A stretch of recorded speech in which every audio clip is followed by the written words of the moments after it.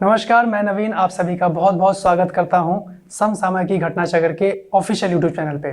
और कैसे हैं गाइज आप लोग। कृषि टॉपिक हम लोगों का चल रहा है। जितने भी महत्वपूर्ण प्रश्न आ चुके हैं या आने के लिए संभावित हैं उनके उसके ऊपर हम लोग बात कर चुके हैं। उसी सीरीज को आगे बढ़ा रहे हैं जहां पे हम लोगों ने लास्ट लेक्चर में बाजरा सेगमेंट के बारे में बात की थी, है ना। इसमें हम अब देखिए आपको क्या क्या ध्यान रखना है उसके ऊपर बात करते हैं। बाजरा के संदर्भ में बात करें, उत्तर प्रदेश में जो बाजरा की खेती हो रही है उसके लिए 40 से 50 सेंटीमीटर वार्षिक वर्षा वाला क्षेत्र होना चाहिए। यानी ये क्लाइमेट यानी जलवायु यहाँ की इस तरीके की होनी चाहिए, वहीं पे बाजरा की खेती अच्छी हो सकती है। उत्तर प्रदेश की बात करें तो बाजरा जो है मई से जुलाई के महीने में यानी इसके मध्य में ये बोया जाता है और सितंबर और दिसंबर माह के मध्य में इसको काट लिया जाता है ना। कब बोया जा रहा है कब काटा जा रहा है ये इंपॉर्टेंट पॉइंट आपको यहाँ पे ध्यान रखने हैं। वहीं पे बात करें उत्तर प्रदेश में बाजरा के प्रमुख उत्पादक जिले कौन कौन से हैं तो आगरा, मथुरा, बदायूं, अलीगढ़, मुरादाबाद, एटा, फिरोजाबाद, मैनपुरी, इटावा, शाहजहांपुर और प्रतापगढ़, गाजीपुर, फर्रुखाबाद और कानपुर। वही काम करना है गाइज आप लोगों को कि मैप बनाते हुए उनको रफली हाईलाइट कर लेना है। एटलीस्ट आपको ये आइडिया रहेगा कि हाँ इस लोकेशन पे बाजरा की खेती की जा रही है, क्योंकि डायरेक्टली अगर फैक्चुअल प्रश्न रहा तो आपको वहां से नंबर बटोरना है, नंबर गंवाना नहीं है गाइज। नेगेटिव मार्किंग रहेगी तो ध्यान रखिएगा, ठीक है। चलिए नेक्स्ट पॉइंट की तरफ बात करते हैं। अगला है आपका मक्का। देखिए मक्का ये भी कहीं ना कहीं बहुत इंपॉर्टेंट है। अब ये कब बोया जा रहा है इसमें भी आपको ध्यान रखना है। मई जून में इसको बोया जाता है। एक एक पॉइंट अक्षरता आप लोग नोट करेंगे अपने नोट्स बनाते हुए। कब बोया जा रहा है, मई जून में इसको बोया जा रहा है। अगस्त और सितंबर महीने में इसको काट लिया जा रहा है, ठीक है। और मक्का जो है विभिन्न कृषि जलवायु परिस्थितियों में व्यापक और अनुकूलन क्षमता रखने वाला सबसे बहुमुखी उभरती फसलों में से एक है ना।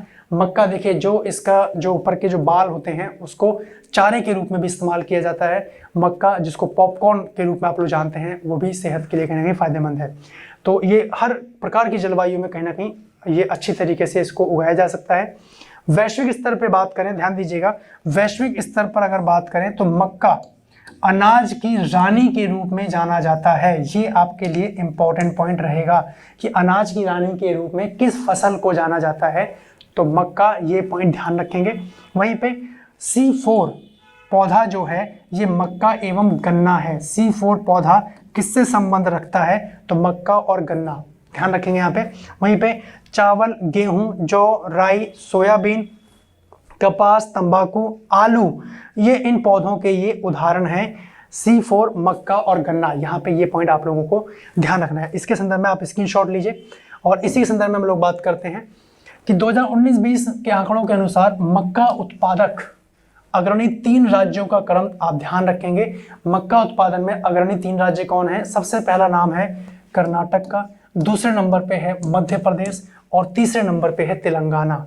3 टॉप 3 राज्य आपको ध्यान रखने हैं। कौन कौन है, कर्नाटक, मध्य प्रदेश और तेलंगाना। ये पॉइंट यहाँ पे ध्यान रखिएगा, ठीक है। वहीं पे शक्तिमान 1, अब देखिए इंपॉर्टेंट पॉइंट है, ये आप नोट करें। नेक्स्ट पॉइंट देखेंगे, अब शक्तिमान 1 और शक्तिमान 2 इनका संबंध किससे है तो मक्का की आनुवांशिक परिवर्तित उच्च किस्म से है। याद आ रहा होगा जेनेटिक मॉडिफिकेशन के ऊपर हम लोगों ने बात की थी, जहां पे उसमें उसके जीन बदल दिए जाते हैं ताकि अच्छी क्वालिटी का हम प्रोडक्ट सामने लेके आ सकें। जिसमें शक्तिमान 1, शक्तिमान 2 ये क्या है, आनुवांशिक परिवर्तित रूप है किसके, मक्का के। ये पॉइंट यहाँ पे आप लोग ध्यान रखिएगा, उच्च किस्म के हैं शक्तिमान 1, शक्तिमान 2, ठीक है। वहीं पे भारत में अगर बात करें, भारत में मक्का, चावल, गेहूं के बाद तीसरी सबसे महत्वपूर्ण खाद्य फसल है। मक्का जो है खाद्य फसल में सबसे पहले नंबर पे चावल आ जाता है, दूसरे नंबर पे गेहूं और तीसरे नंबर पे मक्का को यहाँ पे प्राथमिकता दी गई है, ठीक है। नेक्स्ट पॉइंट देखिए, मक्का की प्रमुख किस्में कौन कौन सी हैं। अब देखिए ये आपके लिए इंपॉर्टेंट प्रश्न होगा गाइस, तो यहाँ पे आप लोगों को ध्यान देना है। देखिए मक्का की प्रमुख किस्में कौन कौन सी हैं तो यहाँ पे ध्यान देंगे, गंगा 5, गंगा 11, गंगा सफेद 2।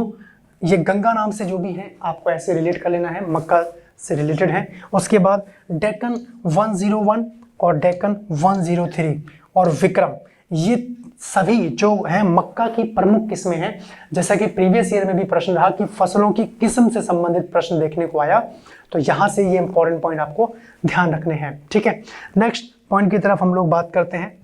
अगला देखिए, अब मक्का का उपयोग जो है, अब मक्का का उपयोग जैव ईंधन के रूप में भी होने लगा है।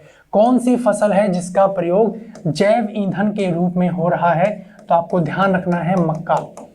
ठीक है जी, जैव ईंधन के रूप में इसका प्रयोग किया जा रहा है। और उत्तर प्रदेश में प्रमुख मक्का उत्पादक जो जिले हैं, मेरठ, गाजियाबाद, बुलंदशहर, फर्रुखाबाद, बहराइच, गोंडा, जौनपुर, एटा, फिरोजाबाद और मैनपुरी, है ना। ये भी आप लोगों को मैप में हाईलाइट कर लेना है।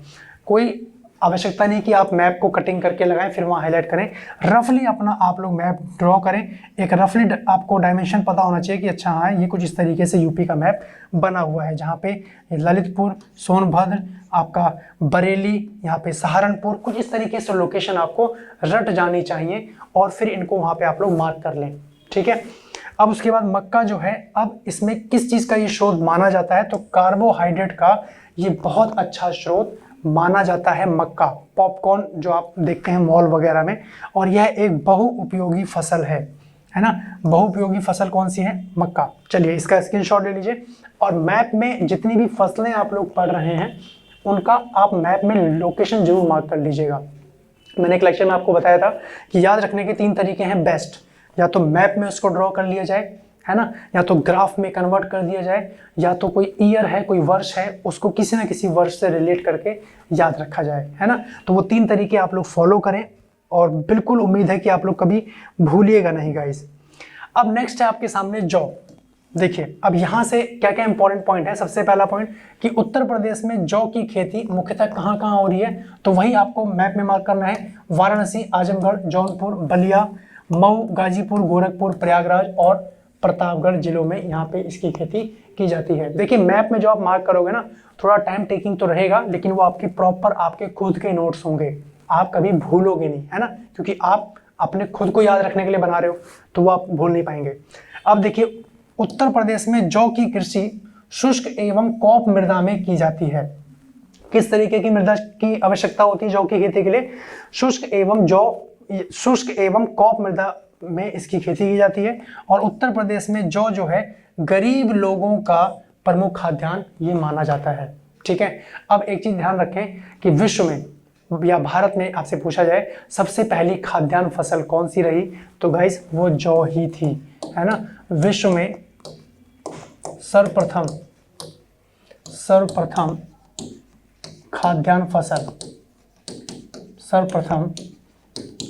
फसल कौन सी थी, तो वो जौ थी। ये आप लोगों को ध्यान रखना है। फिर उसके बाद गेहूं के साक्ष्य मिले, धान के साक्ष्य मिले, लेकिन सबसे पहले जौ आप लोगों को ध्यान रखना है। ठीक है, गरीब लोगों की प्रमुख खाद्यान्न है, ये पॉइंट आप लोग देखे रहे। नेक्स्ट देखते हैं दालों से संबंधित क्या प्रश्न बन सकता है।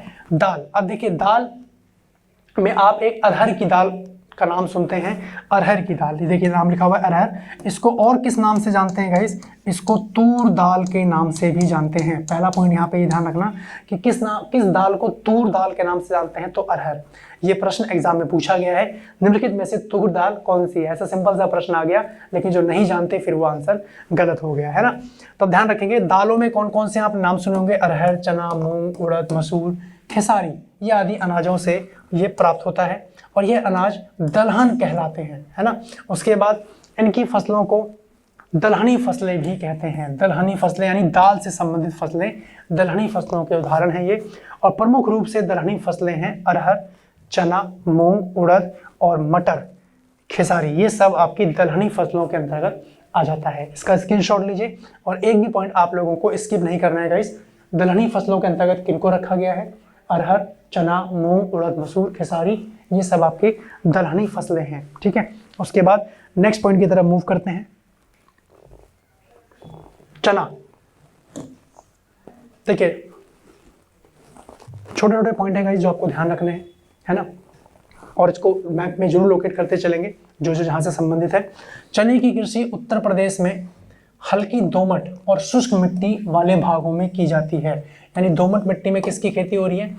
चने की, है ना, जो भागों में की जाती है। और उत्तर प्रदेश के प्रमुख चना उत्पादक जो जिले हैं ललितपुर, बांदा, हमीरपुर, इनको मैप में जरूर आपको मार्क करना है। झांसी, जालौन, मिर्जापुर, सोनभद्र, कानपुर, फतेहपुर, सीतापुर और बाराबंकी। ठीक है। सर्वाधिक चने की अगर आपसे बात की जाएगी कि सबसे ज़्यादा चना कहाँ पैदा किया जाता है, तो बुंदेलखंड क्षेत्र में सबसे ज़्यादा चना ये पैदा किया जाता है और प्रोटीन का एक अच्छा स्रोत भी माना जाता है ना। तो ये आप लोगों को यहाँ पे इतने पॉइंट ध्यान रखने हैं। नेक्स्ट फसल के बारे में देखें, चने की विभिन्न प्रजातियां। आप देखिए यहाँ से प्रश्न आपके सामने एग्जाम में देखने को मिल सकता है। ये सारी प्रजातियां कहीं ना कहीं चनों से संबंधित हैं, रटना नहीं है इनको, है ना। अब जैसे गंगा देखा आपने, डॉल्फिन देखा, कुछ इस तरीके के जो नाम बार बार आएंगे उनको आप लोग रिलेट कर लें कि वो किससे संबंधित है। उसी तरीके से अब यहाँ पे इतने सारे नाम देख रहे हैं, आपको इससे परेशान नहीं होना है। पंथ 114, गौरव, राधे, K4, भारती, JG11, है ना, JG73, इस तरीके के नाम जो रिलेट हो रहे हैं। अब देखिए JG73 हो गया, JG11 हो गया, JG16 हो गया, है ना, और भी कहीं JG अगर आप देखें BG हो गया, JG BG, इस तरीके से आप लोग याद रख सकते हैं। इसको कनेक्ट कर लें, एक सीक्वेंस में आप लोग नोट करेंगे। फिर एक हो गया BG 372, है ना। अब इस तरीके से आप लोग देखेंगे पूसा, अब एक आप देखेंगे पूसा 372, पूसा एक नाम और देख पा रहे हैं आप लोग, पूसा 391, है ना। तो पूसा, JG, ये सब किससे संबंधित है, आपके चने की विभिन्न प्रजातियां हैं। फिर उसके बाद अलग अलग नाम है, इनको रटना नहीं है, इनको देखे रहना है। बाकी एग्जाम में करेक्ट आंसर निकालने का काम वो माइंड ऑटोमेटिक करेगा जब आप उसको अच्छे से देखे रहेंगे। और देखिए फलेजी 95311, उसके बाद MNK1, उदय KPG 59, फिर उसके बाद KWR 108, पूसा, देखिए पूसा नाम यहाँ पे भी सामने आ रखा है, पूसा 256, पूसा काबुली, ठीक है, काबुली चना आपने सुना होगा। गुजरात ग्राम 4, RAU 52, JG, देखिए JG नाम फिर आ गया 315, विजय, वैभव, जवाहर ग्राम काबुली 1, ये सब आपके इससे हैं। विकास, विजय, विशाल, धारवाड़ प्रगति यानी BDG 72, गुजरात ग्राम 1, गुजरात ग्राम 2, IPCK 2009-29 और IPCK 2004 291। ये सब कहीं ना कहीं चने की विभिन्न किस्म हैं, प्रजातियां हैं। जैसे मैंने बोला वैसे ही आप लोगों को रिलेट करके बना लेना है। जैसे आप देख पा रहे हैं JG नाम बार बार आ रहा है, JG हो गया, BG हो गया, पूसा हो गया, है ना, पूसा, JG और आपका BG, कुछ ये नाम बार बार रिपीट हो रहे हैं और इन्हीं के संदर्भ में ये सारी चीज़ें हैं। अब JG आ रहा तो यहीं से विजय भी आप लोग बना लेंगे। कुछ इस तरीके देखा जाए तो 4-5 ही वैरायटी हैं जो सिमिलर हैं, मिलती जुलती नाम आप लोग एग्जाम में आंसर निकाल पाइएगा। ठीक है। उसके बाद देख रहे हैं आप लोग गुजरात से संबंधित है, गुजरात ग्राम 1, गुजरात ग्राम 2, धारवाड़ प्रगति, इस तरीके से यू गाइस कैन रिमेंबर। इसका स्क्रीनशॉट लीजिए गाइस और इसको सीक्वेंसली आप लोग नोट करेंगे। ठीक है, इसका स्क्रीनशॉट ले लीजिए। नेक्स्ट पॉइंट की तरफ हम लोग मूव करते हैं। चलिए देखिए, अगला है कृषि उत्पादन 2020-21। कृषि उत्पादन 2020-21 चतुर्थ अग्रिम अनुमान है। इसमें आपके सामने कुछ फैक्चुअल पॉइंट है, देखें यहाँ पे। विश्व के भौगोलिक क्षेत्र का भारत के पास लगभग 2.4% एवं जल संसाधन का लगभग 4% हिस्सा ही आ पाता है पूरे विश्व के, अगर भौगोलिक क्षेत्रफल की बात कर रहे हैं ना। जबकि उसे विश्व की कुल जनसंख्या के 17.5% हिस्से का पोषण प्रदान करना होता है। और भारतीय कृषि में बेहतर निष्पादन मानसून पर ही निर्भर करता है। मानसून देखिए, मैं रफली डायग्राम बना रहा हूँ यहाँ पे भारत का। यहाँ से मानसून की एंट्री हो रही है, 1 जून के आसपास एंटर होता है ना। भारतीय मानसून पर ही कृषि निर्भर है लगभग। जिस वर्ष मानसूनी वर्षा सामान्य रूप से कम होती है उस वर्ष कृषिगत उत्पादन में भी कमी देखने को मिलती है, और लेकिन जिस वर्ष मानसूनी वर्षा सामान्य अथवा अधिक होती है या उस वर्ष कृषिगत उत्पादन में भी वृद्धि देखने को मिलती है। तो यहाँ पे एक पॉइंट जरा आप ध्यान रखें कि आप देख पा रहे होंगे कि भारत के पास जो भौगोलिक क्षेत्रफल की बात कर रहे हैं तो 2.4% है, जल संसाधन की बात कर रहे हैं तो 4% है, ये ध्यान रखना है, और 17% पोषण प्रदान कर पा रहा है। ये आपको ये फैक्चुअल पॉइंट यहाँ पे ध्यान रखना है। ठीक है। और भारतीय कृषि किस पे निर्भर है? मानसून पे निर्भर है। तो 1, 2, 3, 4 पॉइंट यहाँ से आपको ध्यान रखने हैं। ठीक है, इसका स्क्रीनशॉट ले लीजिए। नेक्स्ट पॉइंट की तरफ हम लोग मूव करते हैं। अगला देखिए, कृषि एवं किसान कल्याण मंत्रालय कृषि एवं किसान कल्याण मंत्रालय भारत सरकार द्वारा वर्ष 2020-21 के लिए मुख्य फसलों के उत्पादन के चौथे अग्रिम अनुमान यहाँ पे इनको 11 अगस्त 2021 को ये जारी किए गए हैं। रिसेंट करंट का मामला है, यानी करंट अफेयर से रिलेटेड जो भी चीजें होंगी उसको हम लोग आपके सामने अपडेट कर दे रहे हैं ताकि कोई भी सरप्राइजी वाला बात न रहे। वर्ष 2020-21 के लिए चौथे अग्रिम अनुमानों के अनुसार देश में कुल खाद्यान्न उत्पादन में 308.65 मिलियन टन अनुमानित किया गया है। ये आंकड़ा ध्यान रखना है गाइस। जैसे एक प्रश्न पूछा गया प्रीवियस ईयर में कि स्वच्छ भारत मिशन के अभियान के अंतर्गत जो 2 अक्टूबर 2014 को शुरू किया गया, उसमें जो शौचालय बनाने थे, है ना, उसमें कितने करोड़ का बजट पास हुआ, ये प्रश्न पूछा गया।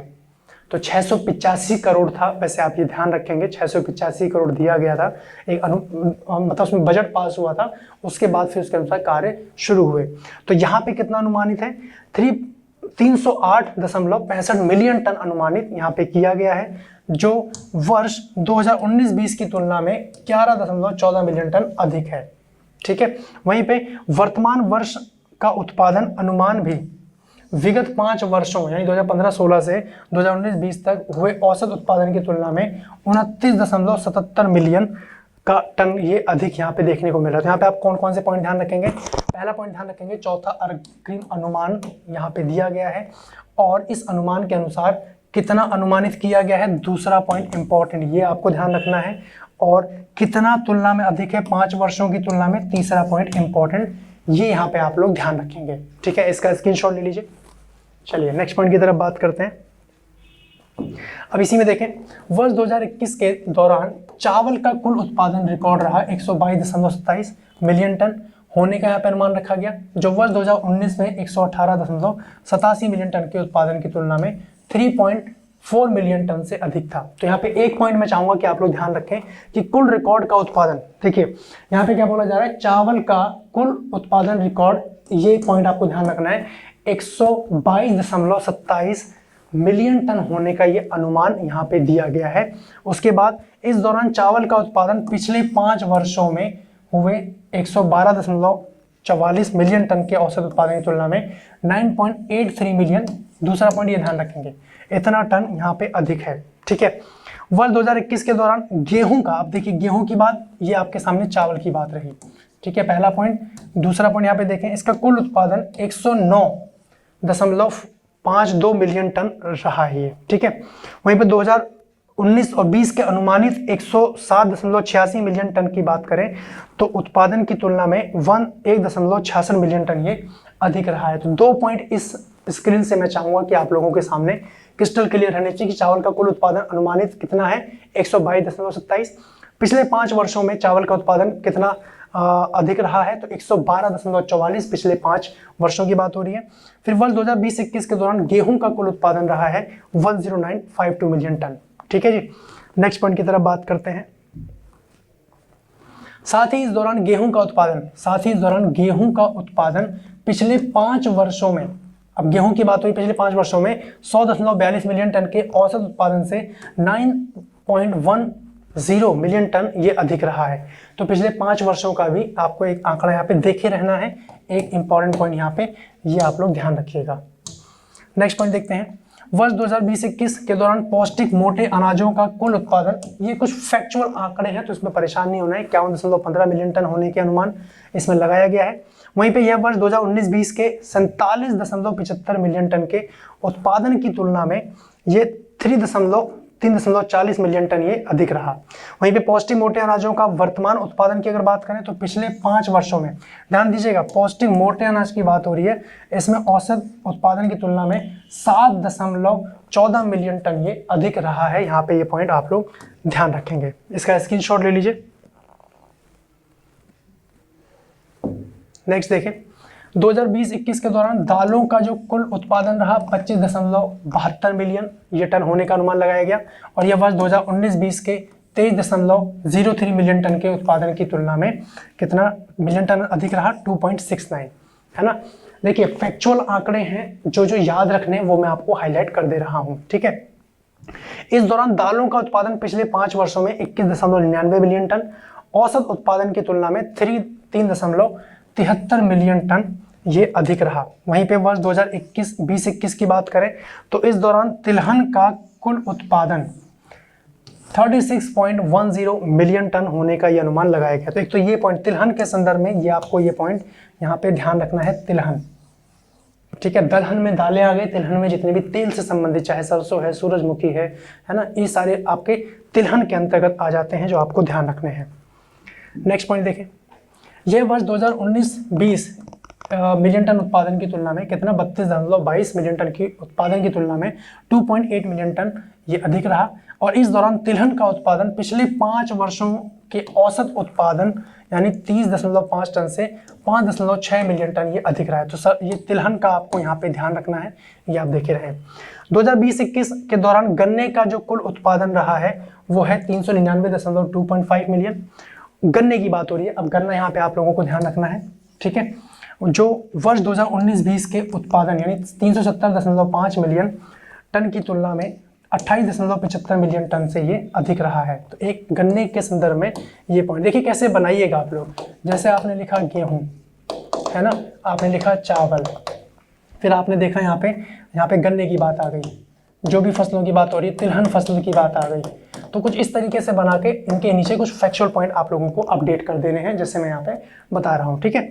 अब देखें, अब इस दौरान गन्ने का उत्पादन जो है पिछले 5 वर्षों में 362.7 मिलियन टन के औसत उत्पादन से भी 37.18 मिलियन टन ये अधिक रहा, यानी बढ़ोतरी पिछले 5 वर्षों में देखने को मिली है इसमें, ठीक है।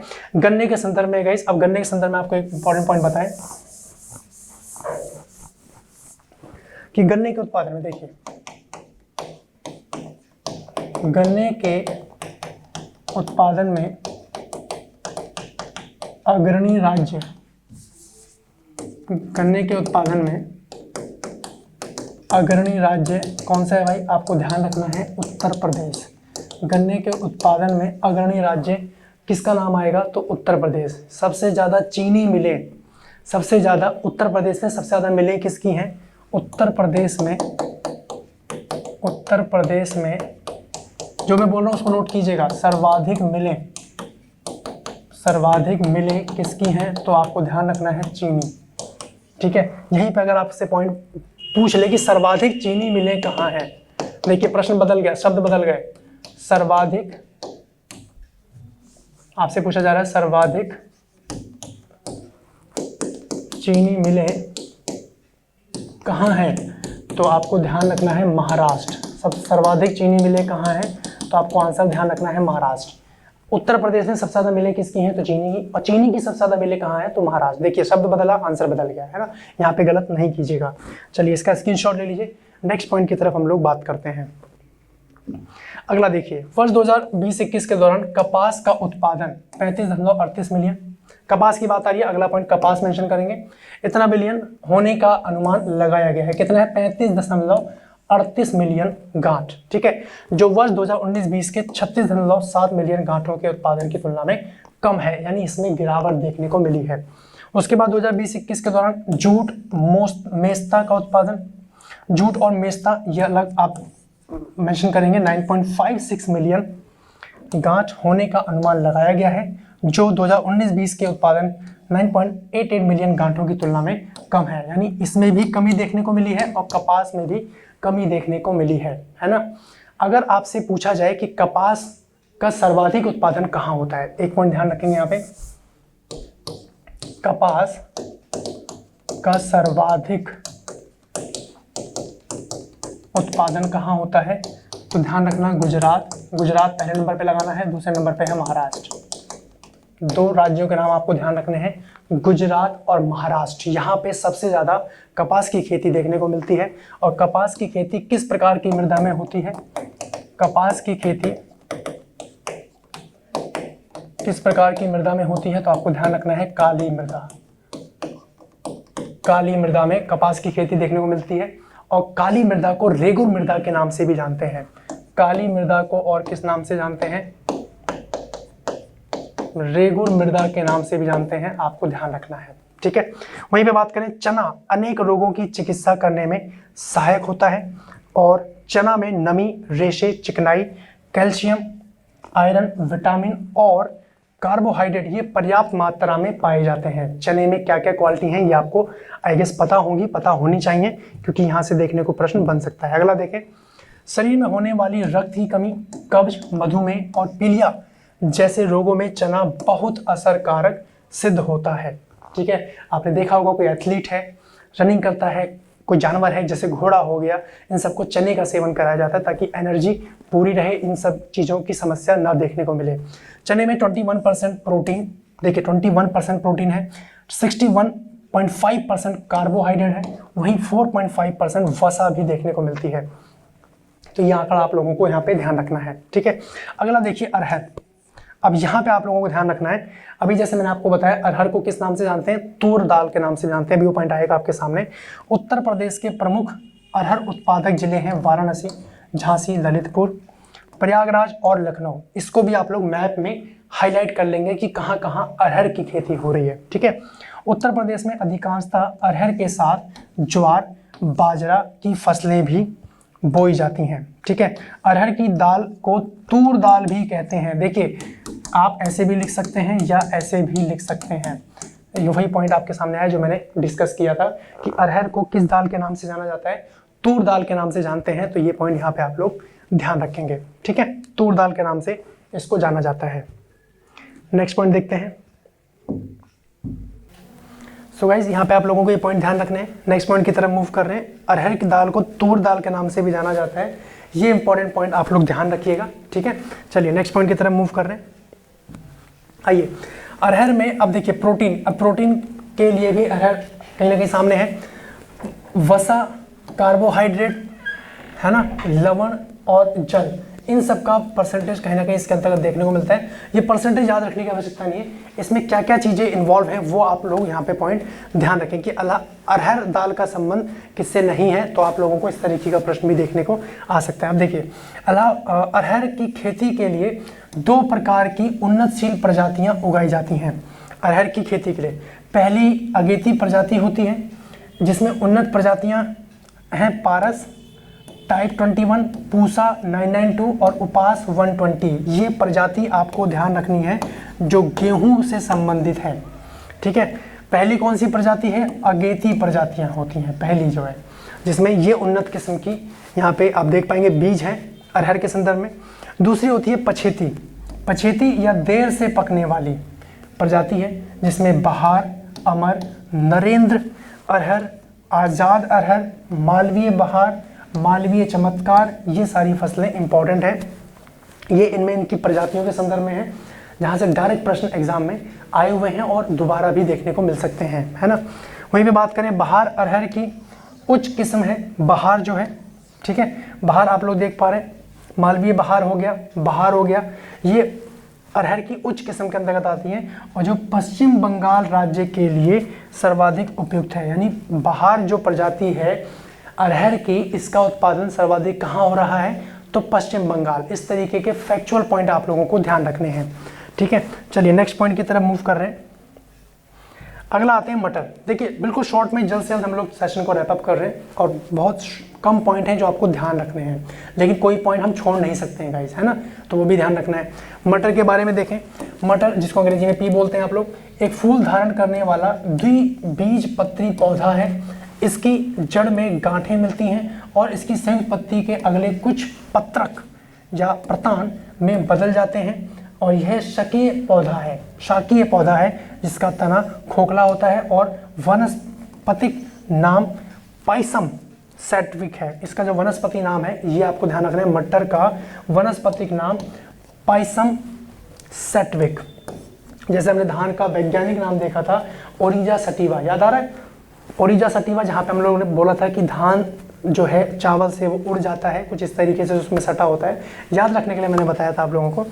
तो ओरिजा सटिवा धान का है और इसका मटर का वानस्पतिक नाम है पाइसम सेटविम। ठीक है, अब यहाँ पे देखें, मटर जो है भारत में सर्दियों के मौसम में ये बोई जाती है। तो यानी कैसी फसल है मटर, रबी फसल है। मैंने आपको बताया था कि रबी फसल यानी रब की फसल, भगवान की फसल, गॉड की फसल, और मंथ ऑफ गॉड किसको बोलते हैं, अक्टूबर। तो यानी कब बोई जा रही है ये, अक्टूबर में बोई जाती है रबी फसल मटर।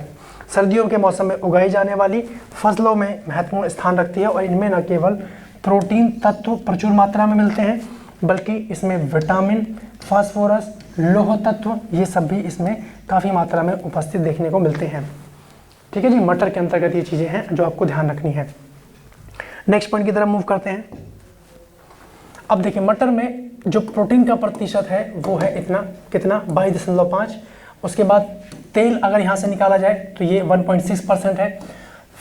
53.7% कार्बोहाइड्रेट का परसेंटेज है इसमें, और 5.4% इसमें राफेज इसमें पाया जाता है। ठीक है, अब मटर की कुछ प्रमुख प्रजातियां हैं जो आपको ध्यान रखनी है। जैसे अरहर की आपने देखी, वैसी मटर की कुछ प्रजातियां हैं जो वेरी वेरी इंपॉर्टेंट हो जाता है। अब जिसमें आप देखेंगे रचना, शिखा, मालवीय मटर 15, पंथ मटर 5, प्रकाश, जय, सपना, आदर्श, पंथ P42 और अमन प्रजातियां, ये सारी की सारी प्रजातियां जो हैं मटर से संबंधित हैं। ये आपके लिए नए पॉइंट हैं जो आपको याद रखने हैं। ठीक है, क्योंकि इस सेगमेंट से, इस प्रजाति से ही या फसल के किस्म से ही कम से कम 1 से 2% देखने को बने हैं लास्ट टाइम भी, इस बार भी देखने को बन सकते हैं। ठीक है, तो आपको देखे रहना है। अगला देखें मसूर दाल, जो हमने दलहनी फसलों को देखा उसी के ऊपर एक एक करके हम चर्चा कर रहे हैं। विश्व में इसकी खेती सर्वाधिक भारत में की जाती है, किसकी? मसूर दाल की। ठीक है, इसमें प्रोटीन, देखिए इसमें प्रोटीन प्रचुर मात्रा में पाया जाता है मसूर दाल में। वहीं मसूर में 20.2% प्रोटीन है। कार्बोहाइड्रेट है, देखिए ये तो सिमिलर है, ये तो कॉमन है जो आपको याद हो जाना चाहिए। वहीं पे वसा की बात करें, वसा आपका 0.7 है, और खनिज तत्व की अगर बात करें तो 2.1% इसमें देखने को मिलता है। ठीक है, नेक्स्ट पॉइंट की तरफ बात करते हैं। तो ये था आपका दलहन से संबंधित मामला। अब ये कुछ आपके सामने मैंने कुछ आंकड़े रखवाए हैं यहाँ पे 2020-21 में मुख्य फसलों के अनुमानित उत्पादन मिलियन टन में है। ये आंकड़े आपको याद नहीं रखने, क्या देखना है इसमें? देखिए जैसे चावल, गेहूं, ज्वार, बाजरा, मक्का, आपके सामने 5 फसलों के नाम दिए हैं। 2019-20 में अनुमान ये था, और लक्ष्य क्या रखा गया है वो ये रखा गया है ना। यानी अगर आप देखें तो सब में कहीं ना कहीं बढ़ोतरी देखने को मिल रही है। ठीक है, किसी में भी कमी नहीं है, ये आपको ध्यान रखना है। लक्ष्य ये रखा गया है और चतुर्थ अग्रिम अनुमान ये रख दिया गया है। ये आंकड़ों का स्क्रीनशॉट ले लीजिए एक तो आप। नेक्स्ट पॉइंट देखते हैं। रागी, छोटे अनाज, जौ, पोषक मोटे अनाज, कुल अनाज, अरहर, चना, उड़द, मूंग, अन्य खरीफ दालें, ये सब इनके अनुमानित कहीं ना कहीं टारगेट रखे गए हैं जो आप देख पा रहे हैं। नेक्स्ट पॉइंट देखते हैं, ये भी आपका अनुमानित है, ये भी सारा वही है, इसका स्क्रीनशॉट ले लीजिए। अब आइए, अब यहाँ पे देखिए जूट और मेस्ता, इनका यह आंकड़ा रखा गया है। अब लाख गांठें प्रत्येक 170 kg रखी गई हैं, लाख गांठें प्रत्येक 180 kg। अब देखिए मसूर की जो प्रमुख प्रजातियां हैं, अब यहाँ पे ध्यान दीजिएगा, मसूर की प्रमुख प्रजातियां, मटर की भी आपने देखी, आपने बाकी दालों की देखी। अब पूसा, वैभव, देखिए ये शब्द जो है पूसा, ये आपका टमाटर हो गया, पूसा, रसराज पूसा, है ना। इस तरीके के नाम हैं देखने को जो आ रहे हैं। पूसा गोल्ड, खरबूज तरबूज का हो गया। इस तरीके से आपको ध्यान रखना है, मतलब अलग अलग में भी ये पूसा नाम बार बार हो रहा है। और एग्जाम में अगर आप देखें, अगर ऑब्जर्व करें तो ये पूसा नाम से ही संबंधित प्रश्न देखने को मिले। ऐसा नहीं है कि इस बार भी मिल सकते हैं, बिल्कुल मिल सकते हैं, लेकिन पूसा तो ध्यान रखना ही है। बाकी उसके संदर्भ में जो और नाम है वो भी आपको ध्यान देने हैं। अब पूसा वैभव हो गया, IPL 81 हो गया, नरेंद्र मसूर हो गया, पंत मसूर है, पंत मसूर 5, DPL 15, K15, K75, IPL 406, ये सभी कहीं ना कहीं मसूर की प्रमुख प्रजातियां हैं जो आपको ध्यान रखनी है। इसका स्क्रीनशॉट ले लीजिए। नेक्स्ट पॉइंट की तरफ हम लोग बात करते हैं। अगला देखिए मूंग। देखिए मूंग में प्रोटीन इतना परसेंट है 23.62, वसा, कार्बोहाइड्रेट, लवण, जल, ये इतने परसेंट में ये पाए जा रहे हैं। ये रटने नहीं है, मैंने आपको पहले ही कहा है। आपको एक आंकड़ा पता होना चाहिए कि क्या कोई ऐसी फसल भी है जिसमें कोई डिफरेंट पाया जा रहा है। लगभग ऑलमोस्ट सभी फसल में देखने को मिल रहा है ना। उसके बाद विटामिन बी मिलता है। अब ये आपके लिए अलग पॉइंट हो गया कि विटामिन बी किस फसल में पाया जा रहा है, मूंग दाल में। ठीक है, अन्य दालों की अपेक्षा ये सर्वाधिक सुपाच्य है, मतलब इसको पचाना आसान है, ऐसा ये बता रहे हैं। जैसे आपने देखा होगा स्प्राउट, जो लोग जिम वगैरह करते हैं या जो लोग जिम नहीं करते उनको भी खाना चाहिए। आपने देखा होगा चने जैसे जमने की स्थिति में हो जाते हैं वो हो गए, मूंग की दाल हो गई, मूंगफली हो गई, ये सब बहुत अच्छे पाचन क्रिया में भी आसान होते हैं और प्रोटीन का भी अच्छे स्रोत ये माने जाते हैं। आप देखें प्रोटीन इसमें 0.62% इसमें देखने को मिल रहा है ना। उसके बाद मूंग की मुख्य उन्नतशील प्रजातियां हैं। अब ये आपके लिए इंपॉर्टेंट पॉइंट है। एक तो आपने देखा विटामिन बी मिल रहा है, पहला पॉइंट यहाँ पे मूंग के संदर्भ में ये ध्यान रखना है। दूसरा पॉइंट आपको ध्यान रखना है कि मूंग की मुख्य उन्नतशील प्रजातियां। देखिए गाइस, हम दलहन के ऊपर जो बात कर रहे हैं, आपने देखा होगा घर में भी कभी किसी की तबीयत खराब हो जाती है तो डॉक्टर लोग बोलते हैं दालों का सेवन ज़्यादा कीजिए, हरी पत्तेदार सब्जियों का सेवन ज़्यादा कीजिए। तो कहीं ना कहीं उसमें सारी चीज़ें मिल रही हैं, है ना। कार्बोहाइड्रेट, वसा, प्रोटीन, जल का परसेंट, लवण हो गए, सब हमारे शरीर के लिए इंपॉर्टेंट है। अब इसमें जो इसकी प्रमुख प्रजातियाँ हैं, टाइप 44, पंत मूंग 1, पंत मूंग 2, उसके बाद पंख मूंग 3, नरेंद्र मूंग 1, मालवीय ज्योति, मालवीय जन चेतना, मालवीय जनप्रिय, सम्राट, मालवीय जागृति, मेहा, आशा, उसके बाद मालवीय जन कल्याणी। ये इसकी महत्वपूर्ण प्रजातियां हैं और प्रजातियों से संबंधित प्रश्न रहेगा, इनको आप लोगों को छोड़ना नहीं है ना। ये कुछ चीज़ें ऐसी हैं जो रटनी होंगी आप लोगों को, इनको आप लोग समझ नहीं सकते हैं क्योंकि फैक्चुअल पॉइंट है गाइस, है कि नहीं है। ये इनके नाम है, नाम तो आपको रटने होंगे। अब उसके बाद उड़द की बात करें। अब देखिए उड़द में प्रोटीन मिल रहा है, वसा मिल रही है, कार्बोहाइड्रेट मिल रहा है और वसा 1.7% आपसे तो वही हो गया, इसमें इतनी चीज़ें पाई जा रही हैं। अब उड़द की मुख्य रूप से 2 प्रकार की प्रजातियां पाई जाती हैं। इसमें उड़द में 2 प्रजातियां हैं, ध्यान रखेंगे। पहला है खरीफ में उत्पादन हेतु और दूसरा है जायद में उत्पादन हेतु। खरीफ तो आपको रट जाना चाहिए, जून जुलाई में इसकी बुवाई हो रही है, ठीक है। और जायद जो है इसकी मार्च में बुवाई हो रही है ना। ये सारी चीज़ें आपको रट जानी चाहिए।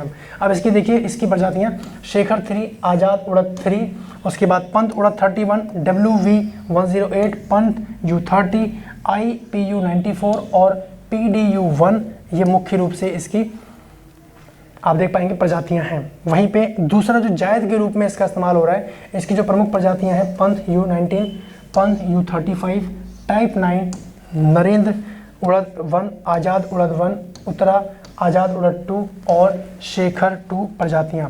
देखिए प्रजातियों के संदर्भ में आपको मैं एक बात कहूँगा इस, अब ये नए पॉइंट हैं आपके सामने, है ना। इससे पहले आपने एग्रीकल्चर टॉपिक पढ़ा होगा लेकिन इस डायमेंशन में नहीं पढ़ा होगा, क्योंकि लेखपाल की भर्ती में ये इम्पॉर्टेंट हैं। एक लेखपाल जो ग्रामीण क्षेत्र में कार्यरत रहेगा, आगे चल के आप कल को लेखपाल बनते हैं तो ग्रामीण क्षेत्र ही आपको अलॉट होगा, तो वहाँ से संबंधित आपको सारी चीज़ें आपको जानकारी होनी चाहिए। क्योंकि एक जो कृषक है उसके संदर्भ में आपको खाते बनाने होंगे, खसरा खतौनी आपने नाम सुना हुआ है, सारा ब्यौरा आपको रखना होता है, कौन सी फसल है, कौन सी किस्म है, ये सारी चीज़ें कहीं ना कहीं उसमें अपडेट होती हैं। तो कहीं ना कहीं यही रीज़न है, यही कारण है कि एग्जाम में यहाँ से प्रश्न देखने को पूछे जा रहे हैं, ठीक है। तो ये आप फैक्चुअल पॉइंट जैसे मैंने कहा ध्यान रखना है। नेक्स्ट देखते हैं गन्ना। आइए, गन्ना में हमने आपको बताया, देखिए भारतवर्ष की प्रथम चीनी मिल, ध्यान रखेंगे, उत्तर प्रदेश के देवरिया जिले के प्रतापपुर में स्थापित की गई थी। पहली चीनी मिल, भारत की पहली चीनी मिल उत्तर प्रदेश में स्थापित की गई, कहाँ? देवरिया में, प्रतापपुर में। वहीं गन्ने में प्रजनन का कार्य कोयम्बटूर में किया जा रहा है। गन्ने में, गन्ने का कैसे कहाँ किया जा रहा है? कोयम्बटूर, है ना। तो यहाँ पे ध्यान रखना है, कोयम्बटूर तमिलनाडु में। आप जानते हैं 1912 में गन्ना प्रजनन संस्थान की स्थापना की गई थी और 1 अप्रैल 1969 को इसे ICAR का भाग बना दिया गया। कैसे याद रखोगे? गन्ना कोयम्बटूर है, बच्चे भूल जाते हैं, तो गन्ने को तोड़ तोड़ के खाते हैं, टूर ऐसे याद रख सकते हैं। कोयम्बटूर, तोड़ तोड़ के खाते हैं, गन्ने को तोड़ा जाता है ना। आपने देखा होगा, उखाड़ा नहीं जाता है, तोड़ के हम लोग उसको खेत से खाते हैं, है ना। वर्ष 2019-20 में भारत में गन्ने की खेती के अंतर्गत सर्वाधिक भूमि उत्तर प्रदेश में है, कितना? 2.21 मिलियन हेक्टेयर है और उसके बाद महाराष्ट्र में है ना। अब जैसे मैंने बताया गन्ने हैं गाइस, गन्ने से हम लोग गुड़ बना रहे हैं, चीनी बना रहे हैं। उत्तर प्रदेश में सबसे ज़्यादा मिलें चीनी की हैं, लेकिन दूसरा नंबर महाराष्ट्र का है। तो यानी अगर आपसे पूछा जाए कि सर्वाधिक चीनी मिले कहाँ है, तो महाराष्ट्र, जैसे मैंने आपको बताया था। तो ये पॉइंट आपको यहाँ पे ध्यान रखना है, ठीक है। चलिए नेक्स्ट पॉइंट की तरफ बात करते हैं। अगला देखिए, उत्तर प्रदेश में गन्ना उत्पादक प्रमुख 2 क्षेत्र में होता है, जहाँ पे तराई और गंगा यमुना का दोआब है। अब ये दोआब, ये शब्द क्या है? अब जरा ध्यान से देखिए कि गंगा नदी जैसे मान लीजिए प्रवाहित होकर आ रही है और यहाँ पीछे से यमुना नदी आके इसको जुड़ रही है, इसकी सहायक नदी बन रही है। अब दोआब किसको बोला जा रहा है? अब जो ये बीच वाला क्षेत्र देख पा रहे हो ना आप लोग, ये बीच वाला क्षेत्र, इसको दोआब के नाम से जाना जाता है। दोआब यानी 2 नदियों के, मध्य स्थित क्षेत्र को दोआब की संज्ञा दी गई है। ये पॉइंट यहाँ पे आप लोग ध्यान रखेंगे। तो गंगा यमुना दोआब और तराई का क्षेत्र है ना, तो वहाँ पे इसके दो प्रमुख क्षेत्र हैं गन्ना उत्पादन के। और उत्तर प्रदेश में अगर बात करें तो मेरठ जिला गन्ना उत्तम कोटि का ये माना जाता है। कहाँ का? मेरठ का। ठीक है, इसको भी मैप में आप लोगों को हाईलाइट करना है। उत्तर प्रदेश में गन्ना उत्पादक दो प्रमुख क्षेत्र जैसे कि आपको बताया गया तराई और गंगा यमुना दोआब है। वहीं पे तराई क्षेत्र के प्रमुख गन्ना उत्पादक जिले हैं रामपुर, बरेली, पीलीभीत, सीतापुर, लखीमपुर खीरी, गोंडा, बस्ती, बलिया, महाराजगंज, देवरिया और गोरखपुर।